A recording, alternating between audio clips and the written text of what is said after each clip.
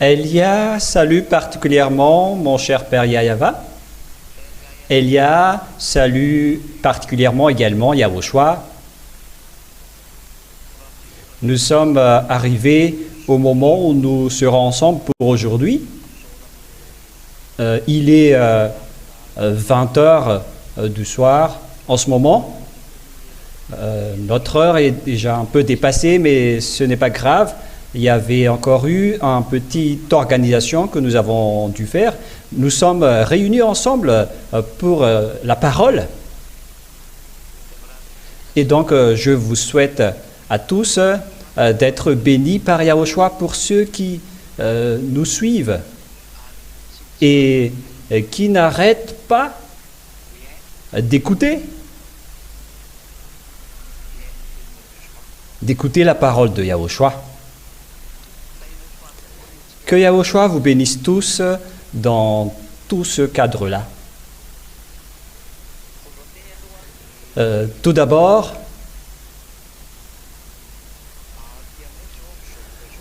chez nous, en ce moment, il y a vraiment une grande sonorisation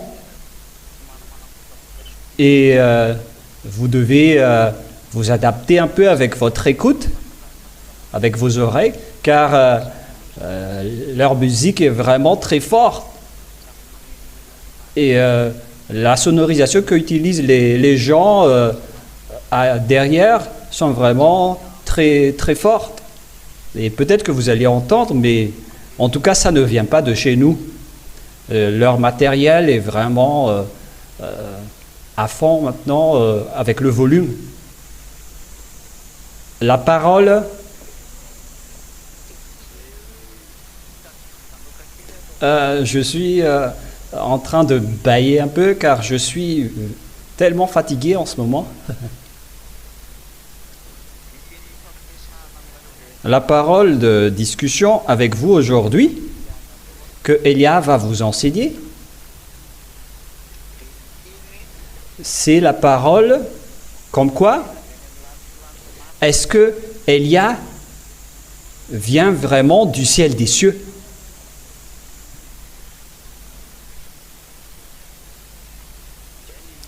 Voilà donc le sujet que nous allons aborder ensemble aujourd'hui pour vous qui écoutez, car en ce moment ici, à l'étranger, c'est ce sujet-là que les diables véhiculent pour bloquer le chemin des gens, et ils osent même dire en ce moment que ce sont des gens qui sont cancres, qui croient que Elia vient du ciel des cieux en tant qu'ambassadeur de Yahushua. Que toutes les personnes qui croient à ce sujet-là sont bêtes, car aucune personne sur cette terre ne vient du ciel des cieux, ce ne sont que des simples humains. Et la preuve qu'ils portent également, c'est le fait de dire que pourquoi il est marié. Car un être venant du ciel des cieux ne doit pas être marié. Et c'est justement ce sujet que nous allons parler ensemble aujourd'hui. Et donc, vous devez également serrer vos oreilles avec ce grand bruit. Je ne sais pas si vous entendez ou pas, mais depuis chez nous, il y a vraiment un grand bruit. Vous n'entendez rien.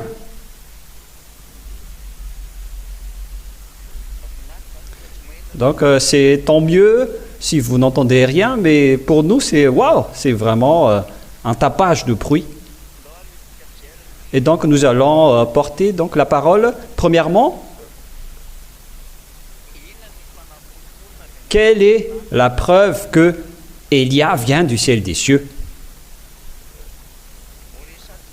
Nous allons parler de ce sujet dans l'Ancien Testament d'abord. Et nous allons préciser avec la parole du dernier prophète israélien, qui n'est autre que Yahushua.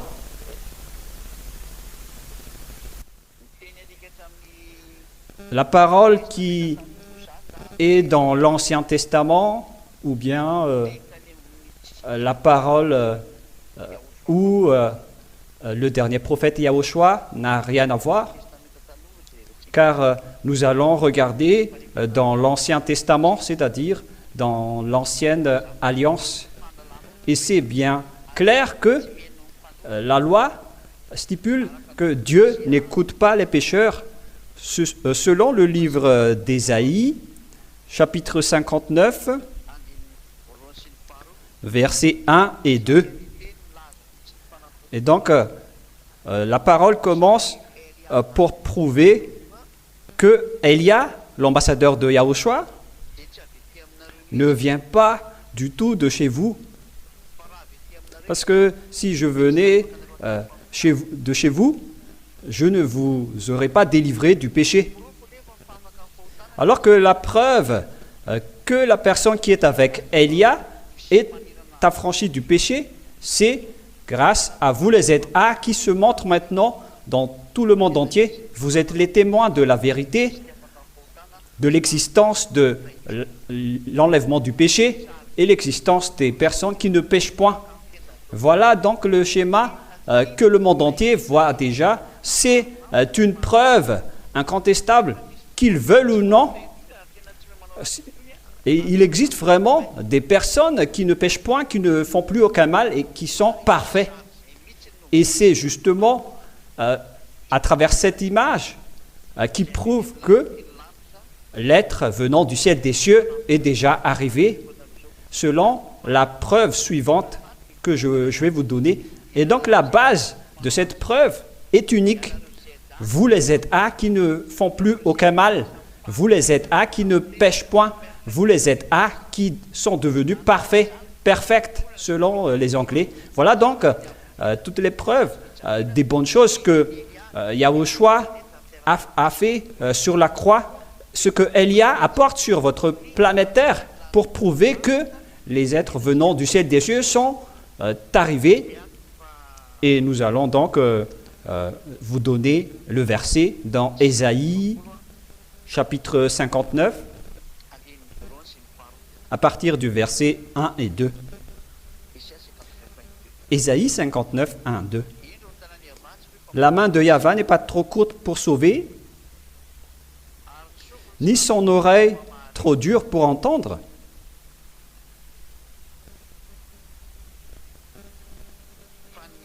Mais ce sont vos crimes qui mettent une séparation entre vous et votre Dieu. Et ce sont vos péchés qui vous cachent sa face et l'empêchent de vous écouter. Ce Dieu, donc, n'écoute jamais les pécheurs. Et donc, s'il n'écoute pas les pécheurs, comment une personne peut délivrer une autre personne des péchés si elle est encore pécheur? C'est-à-dire, comment une personne pécheur peut ôter à une autre personne pour le rendre non pécheur? Car toutes les personnes ici sur terre sont des pécheurs. Et en tant que pécheur, c'est impossible pour vous que les gens qui vont être avec vous deviennent non-pécheurs également. Mais si les personnes qui sont avec Élia ne pêchent point, ça veut dire que Élia ne vient pas de chez vous. Nous allons lire le livre de Job, chapitre 14. Job 14.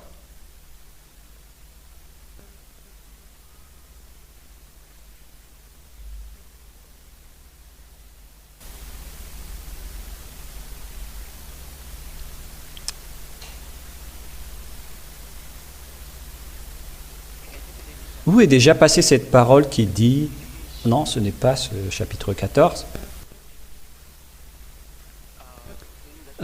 C'est lequel déjà? Je vais bien me souvenir.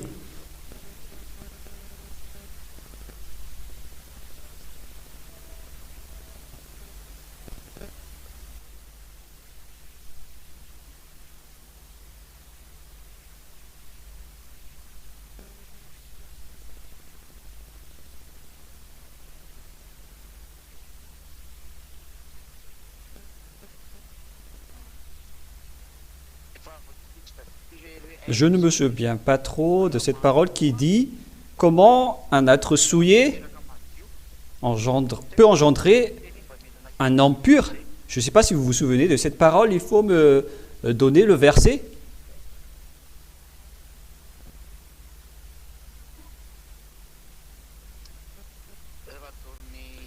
Et il y a maman qui est en train de me montrer, car elle s'y connaît bien en verset. C'est dans Job chapitre combien? C'est peut-être dans quel verset de Job? Je me souviens très bien de ce verset dans le chapitre 14, mais je ne me souviens pas du verset. C'est quel verset déjà? Qui dit comment un être souillé sortira-t-il un homme pur? Voilà l'image qui est véhiculée dans cette parole.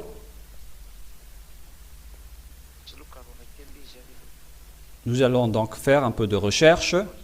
Non, ce n'est pas dans 14.4, parce que ce sujet parle de la femme qui engendre.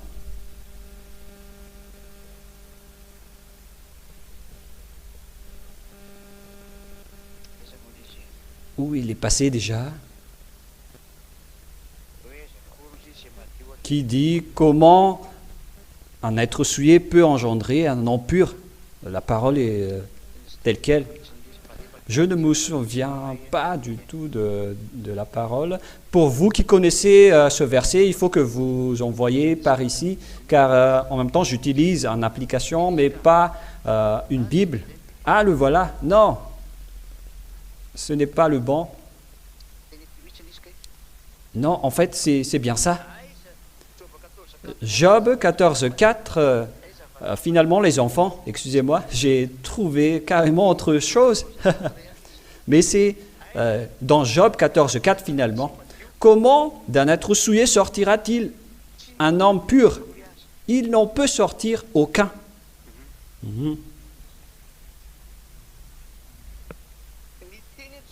La parole ici donc précise bien que aucun être souillé peut engendrer un homme pur. C'est-à-dire que parmi les hommes souillés, aucun être pur ne peut en sortir. Et donc si Élia est souillé, donc automatiquement ce qu'il a engendré sont automatiquement souillés, c'est-à-dire les personnes qui sont avec Élia.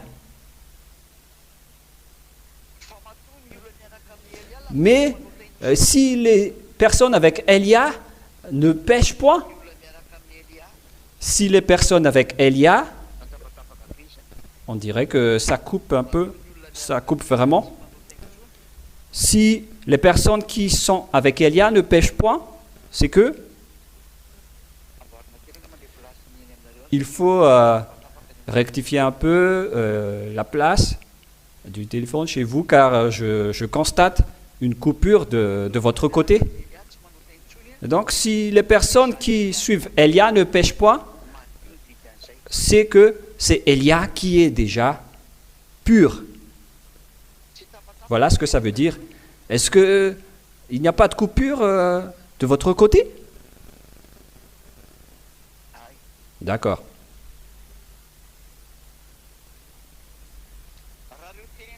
Ici, on voit donc ces deux paroles.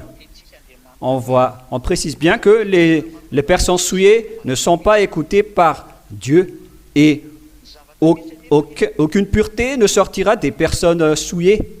Alors que la réalité prouve que moi, je constate bien qu'il y a vraiment des entrecoupures de votre côté.